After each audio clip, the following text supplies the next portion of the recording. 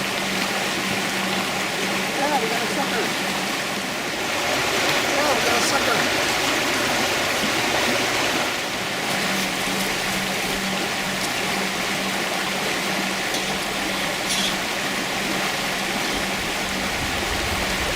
There it is.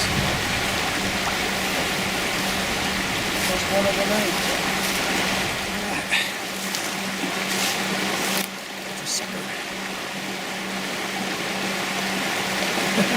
I guess I got a shot of it. Here are the 6 fillets now after the vinegar wash, and I'm cutting them into little slices. Now they'll be easy to grind up tomorrow. The next step is I'm going to put them in this bowl, and we're going to have a salt and pepper brine all night long. And here's the appreciation of the salt and pepper brine. Yeah. That'll liven that fish flesh up real nice. The first step to making fish patties is to use one of these jobbers. So we rinsed off our little fillets because it was a salt and pepper brine. We don't want it to be too salty. And here's the action. This is where all the action is going to happen.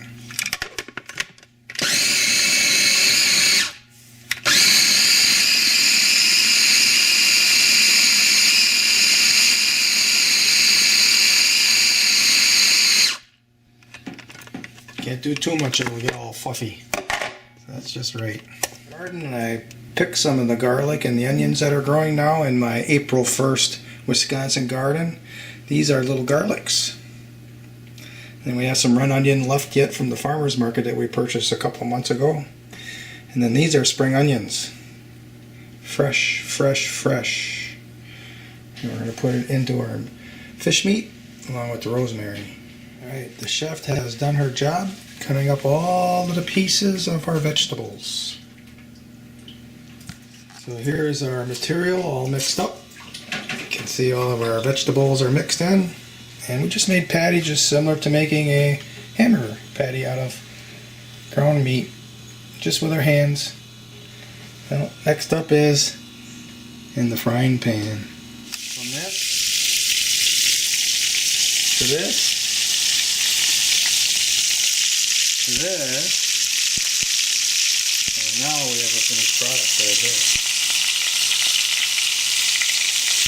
I'll let you know how it tastes.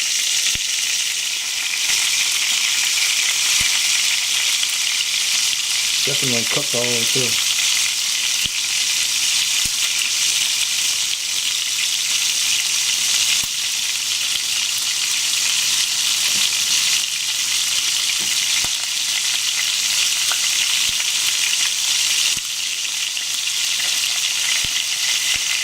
Now we're getting someplace. Yeah, I know we have our serving, our fish patty. We have some raw onion, mustard, and some of the crispies that come off of the bottom of the pan. You can't beat this. And now it's time to go fishing. Thanks for watching.